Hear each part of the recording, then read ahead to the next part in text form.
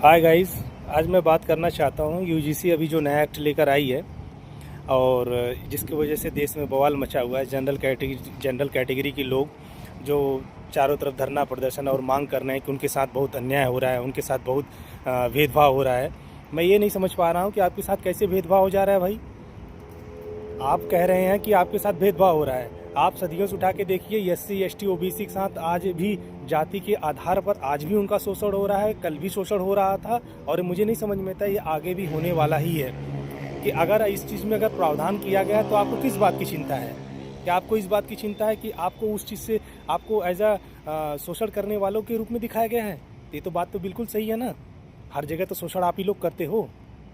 International national reports उठा के देख लीजिए और खुद ही सरकार इस बात को स्वीकार कर रही है। यूजीसी ने खुद बताया है कि इन पिछले 5 सालों में SC ST के ऊपर जो जाति के आधार पर जो शोषण हुआ है वो लगभग 118% बढ़ा है। आप 2016-17 में देख लीजिए, रोहित वेमुला का केस देख लीजिए। ऐसे तमाम ऐसे केस पड़े हुए हैं जहां जाति के आधार पर उन्हें सताया जाता है, उन्हें उनका आर्थिक जो फेलोशिप होता है उसको रोका जाता है, उन्हें बार बार मतलब कोटे से आए हो इस बात को लेकर चिढ़ाया जाता है। हर चीज़ से तो सताया जा रहा है भाई, तो क्यों ना किया जाए।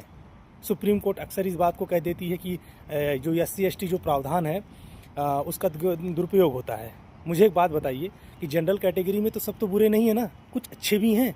कुछ जो जाति के आधार पर जो शोषण हो रहा होता है वो उसे रोकने का प्रयास करते हैं, वो कभी इसमें संलिप्त नहीं पाए जाते हैं। जो उनके पूर्वजों ने गलती कर ली वो आज इस गलती को नहीं दोहराना चाहते हैं। तो क्या मुझे बताइए कि कुछ जो जनरल कैटेगरी के लोग हैं जिनके अंदर मानवता बची हुई है, जो मानवता धर्म को ही सर्वश्रेष्ठ धर्म समझते हैं, उस आधार पर वो चीज़ें तो कभी नहीं करते। तो क्या उनके न करने से क्या जाति के आधार पर शोषण रुक गया है? वो तो दिन पर दिन बढ़ता ही चला जा रहा है ना। तो भाई आपको क्या प्रॉब्लम है?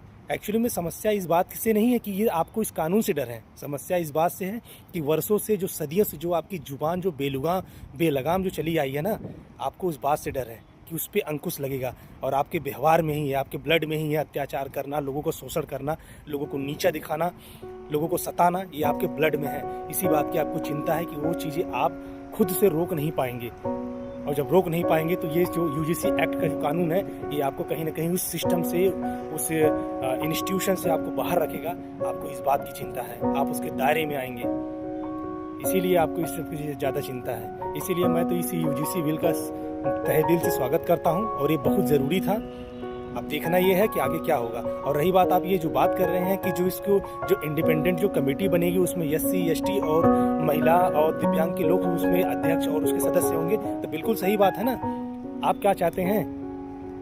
हर सेंट्रल यूनिवर्सिटी में तो आपके जैसे लोग पड़े हुए हैं उसमें, और चाहते हैं कि उस कमेटी में आप आएँ ताकि आप किसी तरीके के जो न्याय पक्ष तरीके से जो इनको न्याय मिलने वाला है आप उसमें भी अपना हस्तक्षेप कर करके उस न्याय की जो संगति है उसे बदलना चाहते हैं। ये तो टोटली गलत है ना भाई। तो मैं तो सभी लोग से कहना चाहता हूँ कि यूजीसी बिल का पुरजोर जो विरोध हो रहा है उसको आप आकर के सामने से सपोर्ट करिए भाई। ये बहुत ज़रूरी था, स्पेशली SC ST OBC के लिए।